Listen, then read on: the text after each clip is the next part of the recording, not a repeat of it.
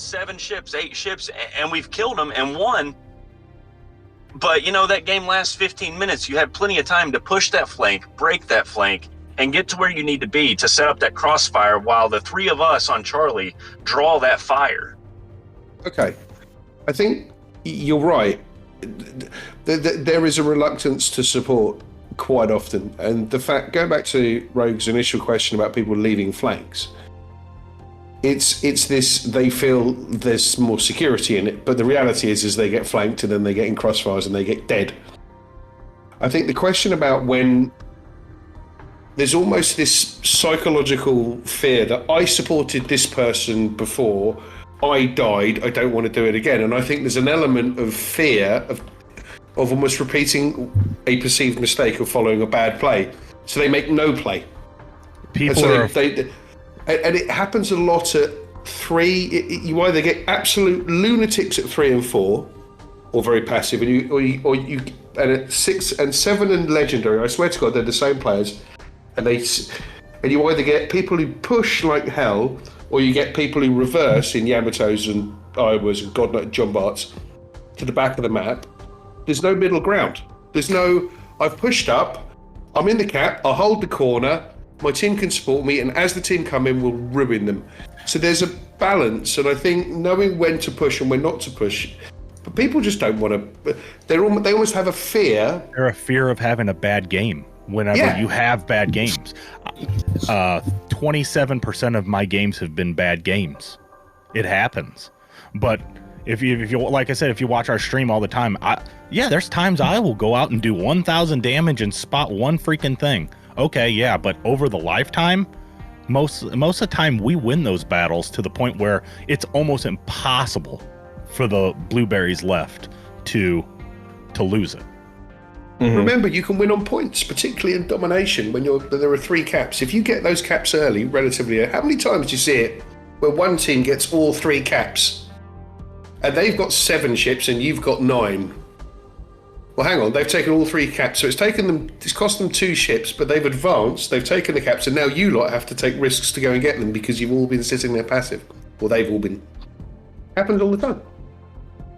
Yeah, that's the thing about this game. The only thing that changes between the ship tiers is the ships. The players stay the same. Yeah, true. Yeah. But I don't think people abandoning flanks is a more common thing. It's just... It feels like something we've all been going on about for years, and people. Yeah, that's something you can really change. You can't change it. Yeah, you can't make people play the way they don't want to play. That's just, I mean. Yeah, I wish they would, it'd be nice if they just changed up spawns instead of having it, be 3-3-3 on each side. Let players choose which side they want to be on, left or right side, because they can choose to go in the middle if they want to, or they can choose to go left or right. Because I can't tell you how many times, of course, how it is in divisions, you get B spawn all the time. You're like, man, I wish I had a flank, and then you see the flank come over to B. I'm like, you guys got exactly what we wanted, and why are you coming over here?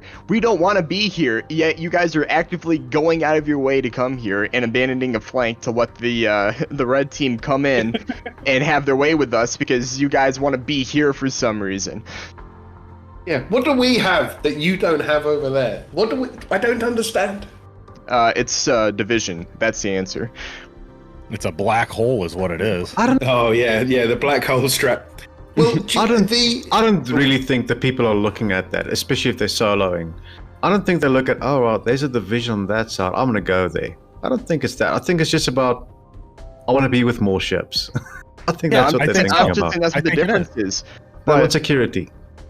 Yeah, but you get security when you have an entire side of the map that you don't have to worry about ships coming from and shooting at you from, instead of actively moving yourself to a position where you will get shot at by both sides. That's why flanks are so great, is because you only get shot from, either the front or one other side. From B, if they do go that way, but of course, B spawn is getting shot at by everything else. So it's nice to have it where you're not getting shot at from one side and you can use cover correctly and, survive longer and play better. But with B spawn, especially on shards, you're there and buckle in, buddy. You're gonna have the worst time of your life. Do your best to survive, even though you're not. You've got 40% of the player base that thinks hiding behind islands is a cowardly thing instead of a violent factor. Not. You know, like, especially like ships that, like people that play battleships, I feel underestimate the use of cover the way they should. Like, granted, I would like it if battleship players pushed up more than they do now instead of just staying back and sniping, because there's a reason why they gave you a ship with a bunch of armor and a bunch of HP. It's because you're supposed to get shot. The thing is that you're not supposed to go broadside and lose all that health in one salvo, because you're supposed to be angling correctly.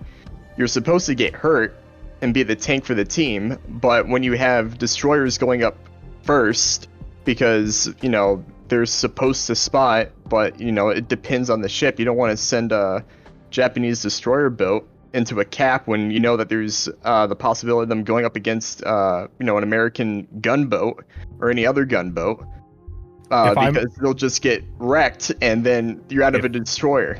If I'm in a destroyer pushing a cap, which if I'm in a destroyer, I always am, and I immediately see shells going over me towards ships instead of that, I know immediately everybody behind me is on reload whenever I get spotted or I spot this guy. I know immediately it's probably over for me, because they've already wasted it. It's 30 seconds in a destroyer once you're spotted. If you last longer than 30 to 45 seconds, good on you. You got lucky.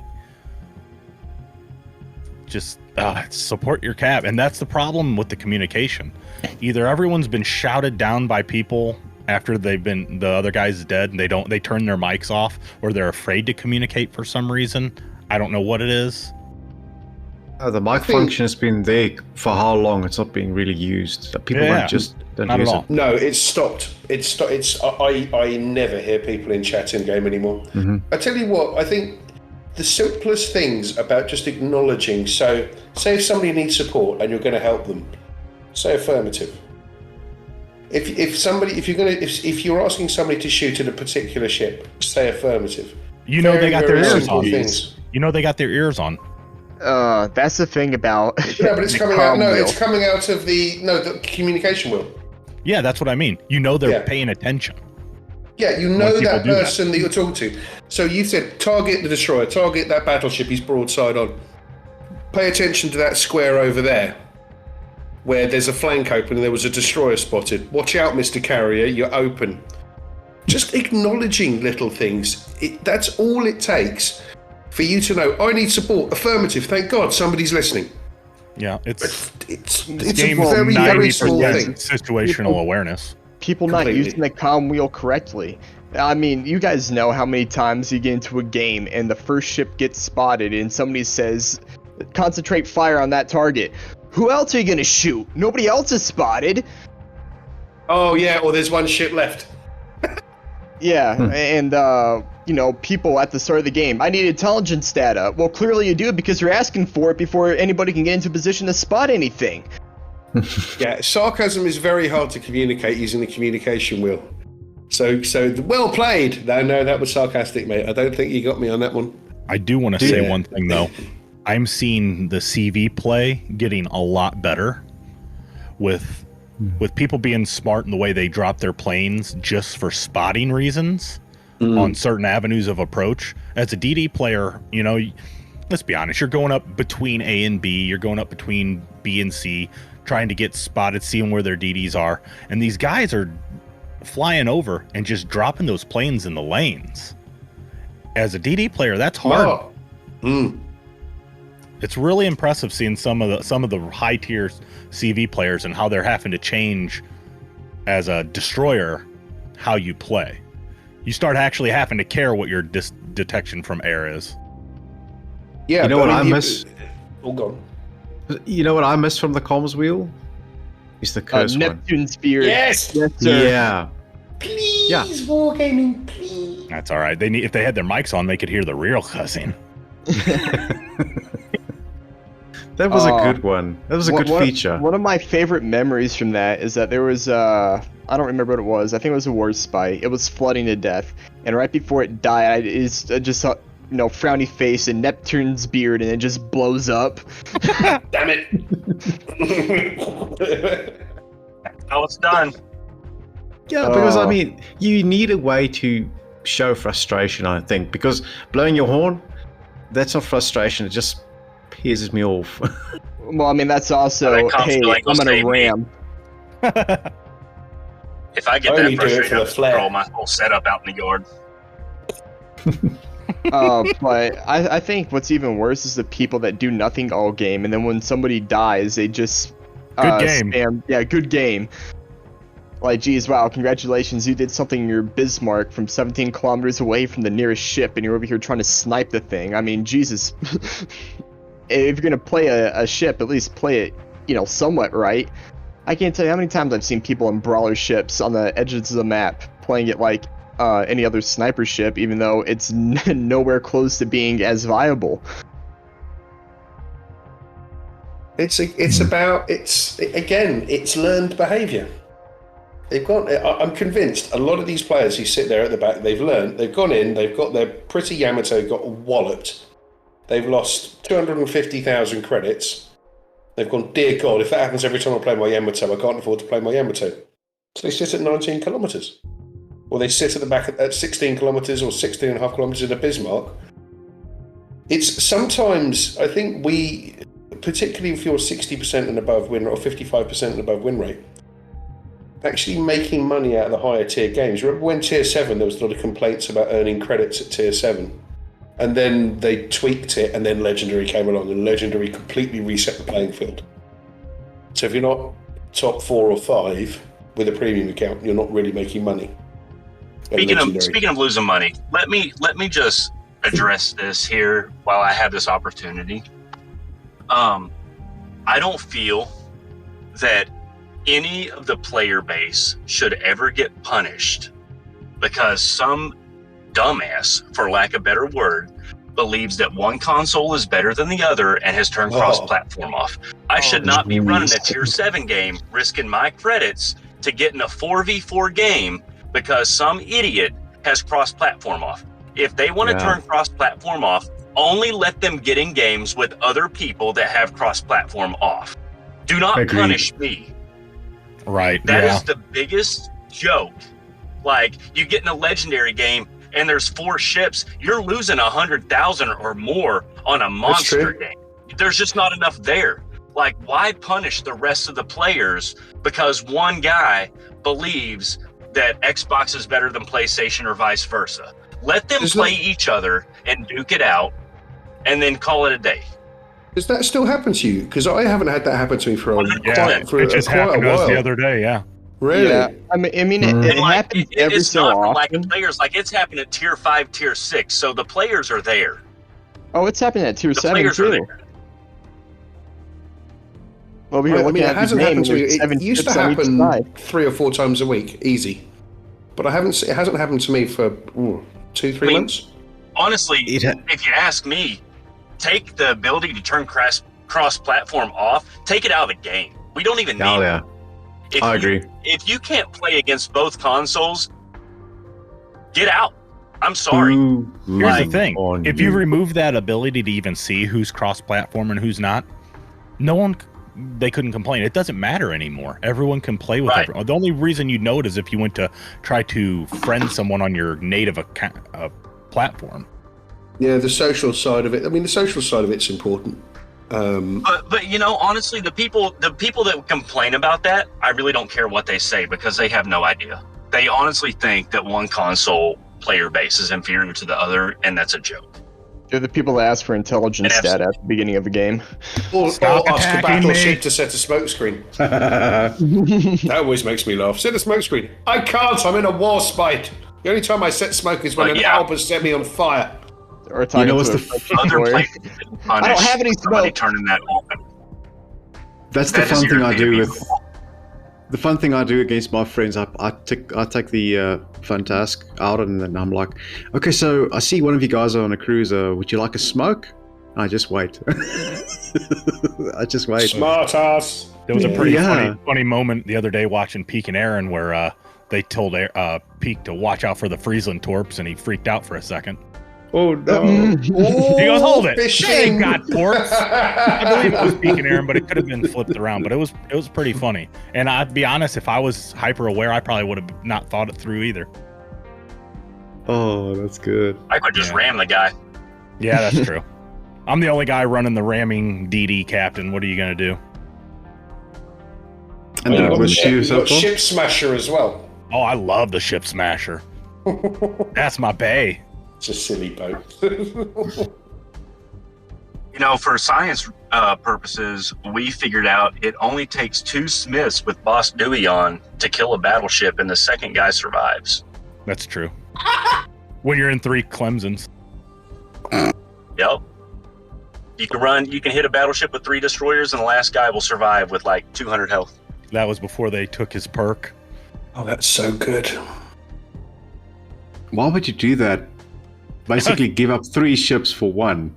Is this funny? For the content? To prove a point. I'm with You, them. I mean, Sorry, let me man. just this is let me just Fat Guy ask, Gaming, baby. how disrespectful would it be for 3 destroyers not even waste the guns or torps on you, just come ram you to kill you?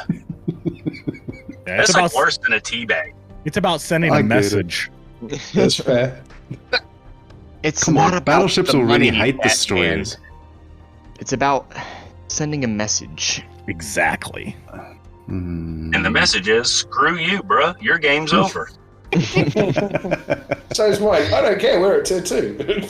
I'll have to. I never shared that video with you. I'll have to share that video with you, Rogue. Ramgasm. Yeah.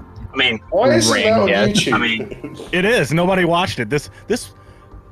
Now, this is gonna be. you were talking about 2 guys here. Hang on. Is it actually called Ramgasm? It is called Ramgasm. There's Right, 2 okay. of them. Wait. Put it in the chat. Put it in the chat. This player base in general doesn't like to see the sillier videos. Okay. They really only like the most of the time. I mean, I've had a couple that did good, but they like the really sweaty, salty stuff, and that's just the way it is. The silly stuff, yeah, you get a few stuff to it, but it kind of goes to the wayside. I've definitely noticed that. I think it's because it's a slightly more mature player base for the most part. Okay, so for a good example of that, me and this man right here spent months in a personal race, a gentlemanly competition on who could get the first close quarters expert with Yabari, with the 1 secondary gun right on the nose. Secondary Yubari And- builds. One of my It took us forever. We were followers running- did that. He did it in 2019. Did it? Or 2019. It took me and Mike months, but we finally, I mean, it took Mike longer. I got mine before him. It was so disappointing. We had this battleship on 1 health, and Mike's secondaries is popping up. Well, his secondary, it's not plural. It's popping off and just missing, and my Yabari gets in range. Mike has the kill shot down. His round is on the way, but I'm closer, so mine got there first, and I completely ganked it from him. And yeah, it was about good content. unfriending? It took us a long time to do that. Well, here's one you can But- try maybe. Tiger Terrorist says him and his buddies, what they do is they take 3 kamikazes out, then they rush the CV and do circles around him and don't shoot him with torps. They just circle him just- like a shark. yeah, circle him and they bully him like that. That's a good one. I like that. Yeah, that might be good content. Well, I mean, that brings up another problem that I've realized too, is that there's destroyers that go out of their way to go after the carrier for no good reason. Yeah. Just to get them out of the game early, and they've lost 3 It's not caps even in the early meantime. because Yeah, because it takes a long time to go 17 clicks. and especially if the carrier moves, and I mean, the only way a carrier knows that there's a destroyer nearby is because they get spotted and they're like, okay, let me go and send planes out, and especially like in the tier 5 and tier 7 Russian CVs, just going, either 1 tap or 2 tap them. Because granted, if you're going to be searching for a carrier, you're not going to be smart enough to know that you got to turn your ship in order not to get dev struck. So I've got a clip I was playing a CV and I was ambushed by this guy doing that exact same thing. And I was playing the Pabera and I went into my own turning so I can manually turn my ship. started running away. And the moment he shot his torps, he was, I'm not joking, I think less than 3 clicks away from me. He was basically on my arse. That's how close he was. And he missed all his torps except one. And I killed him with my planes. Torps. That's humiliating. I'll send you the clip. It's hilarious. So I sent him a message. Not a sarcastic message or anything ugly. I was just like, how did you miss it at that close range? And he was like, I was lagging. Well, say what you like if you want to call that lag. Well, I mean, if you go and they fire it where the marker says to fire it and you turn, it's most likely going to miss. That's the thing about, you have to predict the unpredictable. Mm-hmm. It's an art form. You have to shoot the torps where the ship's going to be, not where it is. Yeah, or how you think the ship is going to react when they spot the torps, too. Can I ask? Tiger put in the video of him with the three kamikazes doing their thing. We got a picture from... May we steal that clip? We got a picture from Sevenrottendays for that. Do you give consent, Tiger, that we can steal that clip? I'd like to send it to a couple of YouTubers.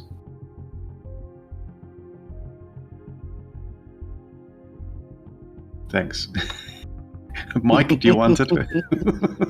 Oh, you are welcome to send me that clip. I will Dirtato the shit out of that. It is in the stage chat. He put it up. I'm going to copy it. I'm going to send it to Hive. Of Mike in a Nacaster trying to kill the New York with 3 destroyers didn't go according to plan.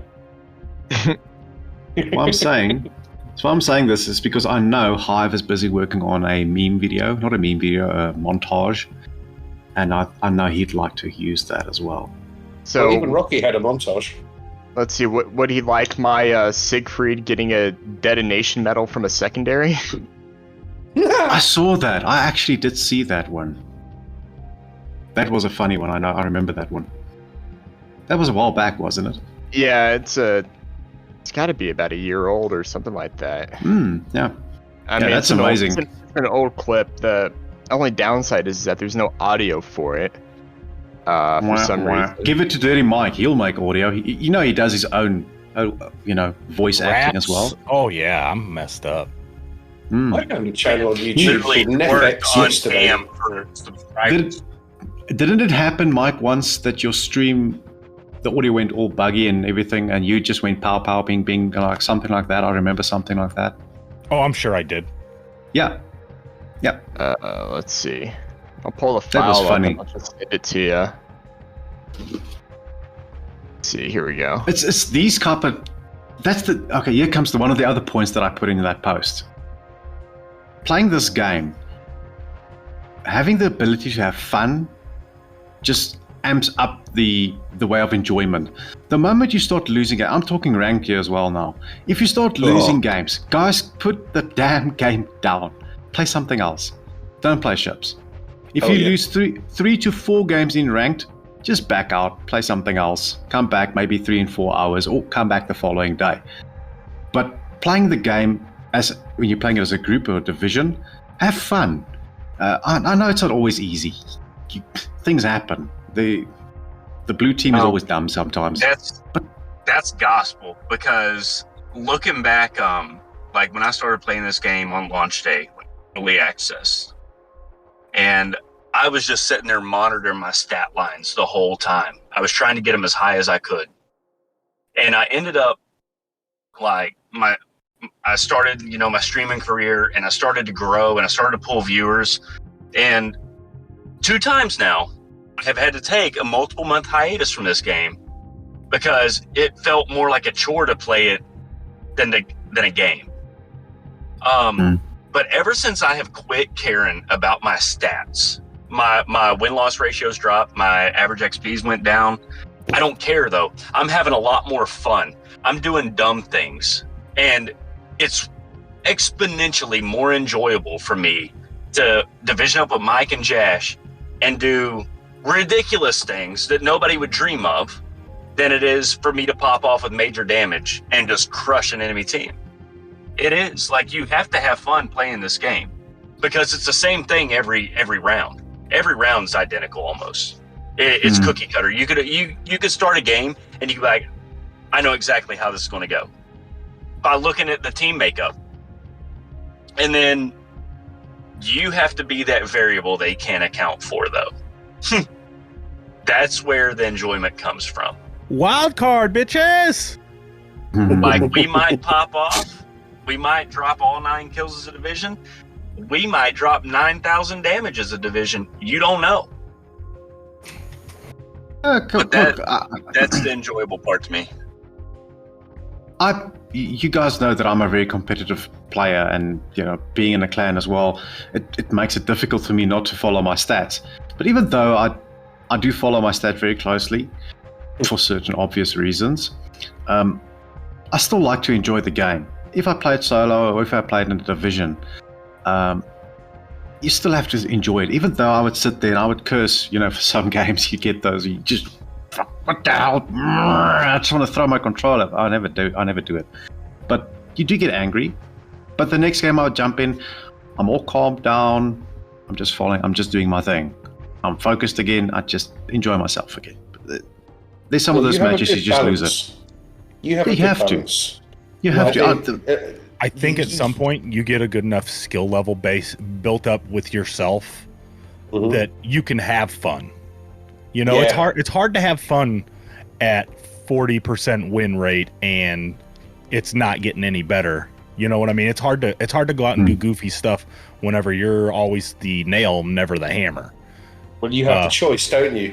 When at a higher skill level. Exactly. That's not being horrible to people without it, but you can choose. I can choose whether I want to try hard, or I can choose whether I want to take an Akotnik down the middle. Do you know what I mean? Yeah. So there's definitely a different viewpoint whenever you're trying to climb the ladder than whenever you're, 3/4 of the way up and you don't care if you go down a rung. It's like when I play with Blay and Hive, and they make out me as being this awesome player. I'm literally, I don't speak because I'm so focused and trying to, do the thing that they say I can do, that I don't say anything while I'm playing with them. No, you concentrate and then we have to check that you're still there. Yeah. That's why he don't play with us, Mike. Yeah, he's there. He's still there because he's got 4K base damage, or XP. Yeah. We're too busy giggling at chat and running around and wondering why we've hit an island because we're not looking at the game in front of us. Yeah, well, it's all the time. Hitting an island. If you ain't hitting one island a game, you ain't living. I've hit the same island 8-9 times repeatedly. Or 3-point turning in one of those little coves where you think I'm stuck now for the rest of the game and I'm never getting out. It is referred to as a tactical beach. That's right. Well, you guys know Turtle. You guys know Turtle Man 17, right? He's one of the co-founders with us for Back to Port. So, not joking, played yesterday and I was playing in my Percival because for some reason I started liking my Percival even more these days. And I was playing against him and he was playing in the Cargo. Ooh la la. What a beautiful game it was. Dunking on my own friends, I was going to say, how badly did you hurt him? 3 clear skies in that bad boy? About 7 minutes down, there was almost no ships left. Me as a CV player, the way that I play is my first priority is getting the DDs out of the game, or at least always push them away that they don't take the cap, so my guys can move in. The moment I've got them running away, it's a game over. But with poor old Turtle there, man, the guy his team crumbled. There was GG's afterwards, and I told him, yeah, your team crumbled. And he's like, yeah, you're just lucky me, he says. But that's the fun side of it, especially when you're looking. And this is one thing I also put down on my post. You see, it's all the stuff we're talking about. Is the moment you jump into the game and you can actually open up the tab so you can see what type of ships you are fighting against. I'm not sure how many people do this. To see if you're playing a DD, for example, what type of DDs could you face? Do I have to go in HE, AP? Could I throw my torps? How quick could this guy be into the cap if he was quick or not? So if there's a Fantastic, for example, on the opposite team, way before you're even close to the cap, he will already be there. You'll know, oh crap, this cap is going off. It's the Fantastic I'm facing. It's but just then you add simple to that and things. go, is that if there's an aircraft carrier in the game and you're facing a Fantastic, the aircraft carrier spots the Fantastic, happy days, pop a smoke screen, aircraft carrier continue spotting him, wreck his day. Well, that just goes with skill, because I tell you what, there's a lot of people out there that will get in and they don't know the capabilities of the enemy enough to know. Like if I'm in a let's say an Akazuki and I see an enemy Gaja Mahaja, I can't even say that or whatever. I know I can push him. I can push him, gun him down, and he can't do the torp damage on me. Like there's nothing he can do to stop me from gunning him out. But remember, he's got the gun damage. Yes, he might not reload as quick as yours, but yeah, he does. But he could kill you. He could, but just knowing the enemy's capabilities and what they can do, and being able to get there and see, like some people haven't played long enough to know. Like if I see Rogue on the other team, I'm like, okay, that's a DD player over there that knows what he's doing. I gotta watch for him. I don't care what ship he's in. Agreed. You know, whenever I saw Aaron and Peak and them in their Alaskas during the arena event, I knew they're gonna shoot my guns out every time. They're just gonna take my guns out because they know what they're doing. You know? Yeah, fair. But I would say that, I mean, the thing, it's like the Akizuki is amazing, but what it's terrible at is maneuvering and speed. It's slow, yeah. If it overextends, say it comes in and chases your Gajimada, and you overextend and you push that Gajimada, the Gajimada runs away, he's got a cruiser or two behind him, maybe a battleship at 17 kilometers, because they always do. Suddenly, your Akazuki's overextended. You've only got 35, 36 knots. You can't get out of the area quickly. The Gadget pops a smoke screen, and you're getting ruined, and you've got nowhere to go. And you've only got one torp tube. It's that kind of understanding of awareness. Correct. What are you up against? Positioning. Who's supporting me? Who's supporting him? There's a lot to it that I think we kind of take for granted. Okay, so how many of you guys actually mirror DDs when you play? For example, let's say you can establish 100% that your concealment is way better than the opposing DD. You spotted him. Now he's spotted. How many of you mirror him when he's driving away? Was it shadow him so that you keep him spotted? But yet not shoot so that you're safe. You don't shoot nothing. You just if he turns left, you turn left. If he turns right, you turn right. Whatever. As long as you're not overextending yourself or going against the flow of battle, then yeah. Yeah, that's I love doing people that. People don't do that enough. People have to be shooting. I think if you can take the opportunity, but you need to be aware of your surroundings as much as you can be. Yeah, but it comes back down to awareness. I don't think a lot of people really look up and constantly have a look at the minimap, looking where other players are actually going with their ships. Is the flank coming towards the middle? I'm in the middle. So there's a DD paired up with a radar cruiser who is going to support him. Speaking of awareness, I was in a Minotaur, radar Minotaur, best way to play Minotaur, and a Georgia on the enemy team sailed from the north to the south of the map, and I was on the left-hand side. We'd just taken the ACAP. He sailed from the north to the south. I can't remember which map we're on. And he was focused on the ship that was directly ahead in front. A Georgia, 18-inch guns, would ruin me immediately. Didn't even look in my direction, and I must have done 20,000 damage to him. As he sailed, I mean, he was literally, he just sailed past. I mean, he was 10, 11, 12 kilometers away from me. North to south, didn't even look. Utterly focused on the ship in front of him. And because me and another cruiser that were in the cap were shooting at him, he definitely didn't kill the person he was focusing on that all that time. Amazing. I don't understand how people can be that not pigeonholed, blinkered, that's the word. Tunnel visioned. It's amazing. That's the word. That's what you're looking for. How do you get a Georgia and be that tunnel visioned? How? I've radared a Fuso before, so that me, Warpig, and who was with us? John? When I radared that Fuso and we just gunned him when I was in my Atlanta. That was me, you, and that was just me and you, I think. I thought we were running 2 DDs in a maybe I run TJ was with us. Beepley. I think it was TJ, and no one was spotting because we were all in our smoke just gunning. I'm like, I'm gonna just radar him, and made that poor guy's life hell. I just felt bad for him. We melted him. Burned the radar on one battleship at the start of the game. It was worth it. No, that's another point you're bringing up that's very good. Is cruisers, especially sitting behind islands, because I'm a cruiser main. That's what I love. The Atlanta's still my most played ship. It will always be my most played ship until the Waymar takes over. But anyway, when you start shooting at a BB player, what do? They turn away. For some odd reason, I don't know why, they turn away. And it's just like, I won the battle. I'm going to kill you. What they don't understand, if you move closer towards the cruiser, what you're essentially doing, you are minimizing the arc that he can shoot. So the closer you get, he's going to start hitting the island in front of him. So he needs to either back up to get the arc back, or he needs to run away. The moment he runs away, he's exposing himself not just to yourself, but to your own opposing team, or your team, which is on the opposite sides, hopefully. Doesn't matter, but he'll still expose himself, which in the end, you can then win the battle. But people don't do it. They either stop dead, or they turn away and run away. Right. You need to destroy the gun where the gun can't depress or exactly elevate enough to arc over. Yeah. Yeah. So because you're closing the gap, the gun automatically starts shooting lower.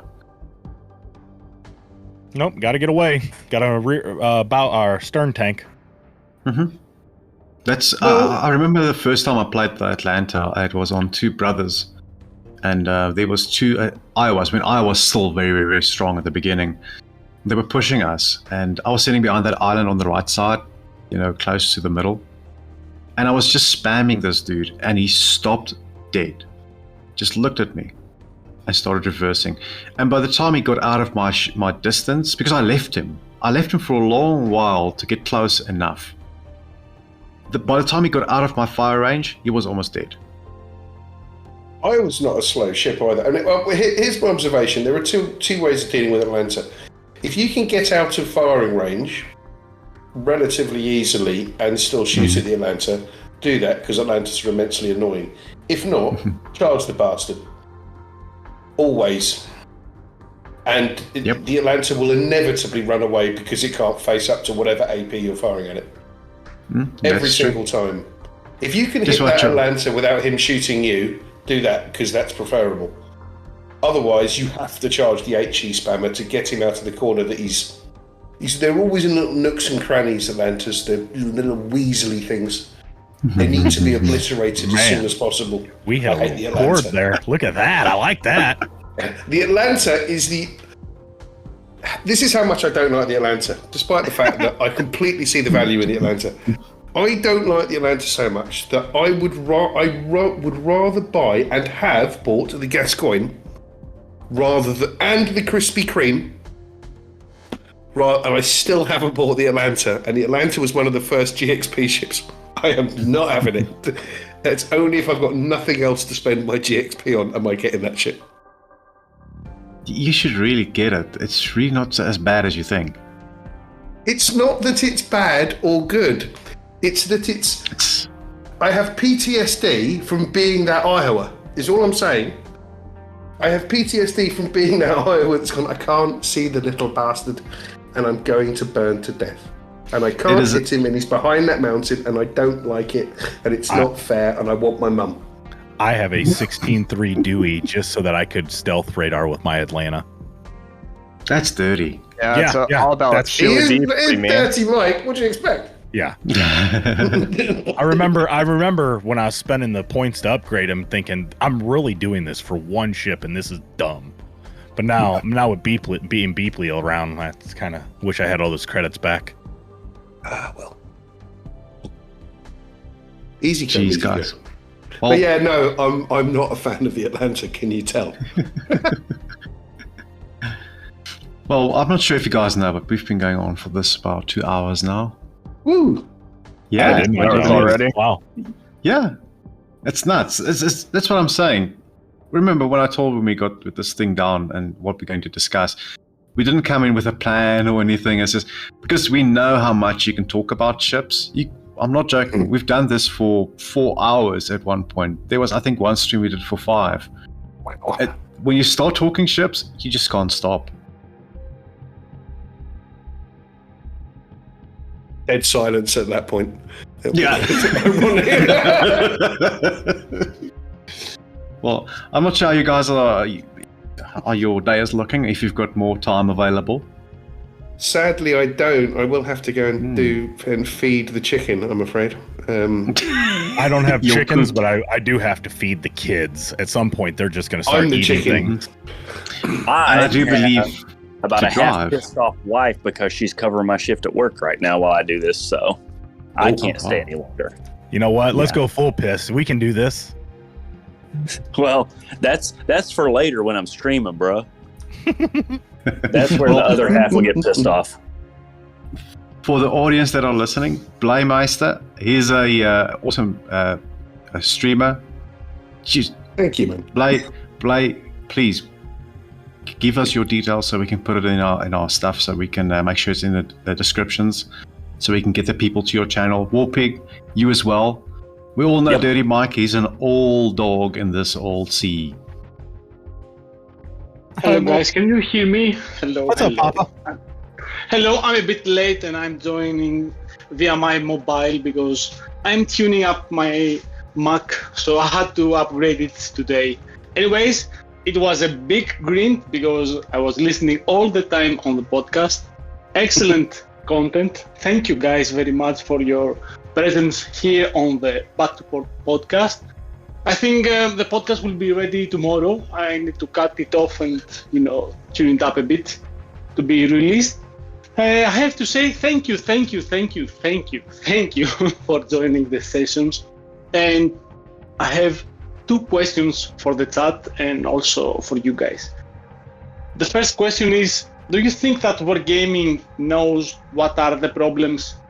Because as CCs are pointing out some problems on the games, do you think that they have the time to fix it up? That is the first question. And the second question is, have you ever played, for example, War Thunder that has a very, very, very great tutorial session if you want to join and start learning the game? If yes, no, please answer. If nobody played War Thunder, just join War Thunder and run up some tutorials to see the difference, how it is to start a game, and dive in the tutorial lessons to learn the basics. That's my 2 cents about it. I mean, why we don't have tutorials in this game? That was my 2 cents. Thank you guys.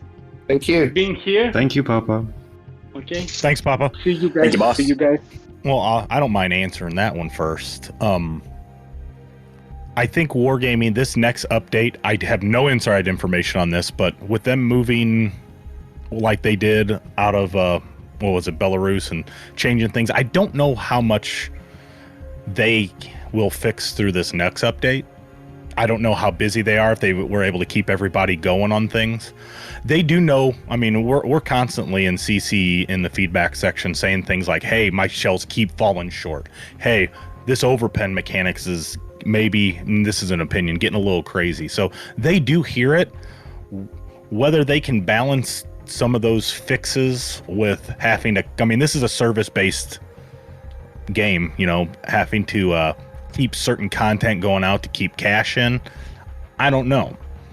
With the War Thunder question, I just played my first few games of that game, let's say a couple weeks ago. And yeah, the tutorials they have there, just like the tutorial that they have in World of Tanks, which I think that is really good. I think it needs to come. I think it's the only way to at least make some of the veteran players go, hey, at least that's there. If these guys are bad, that's on them for not having that resource that's immediately in the game and you don't have to look for it. I don't know that's ever going to happen because that's probably a lot of resources to make that sort of content. So on that,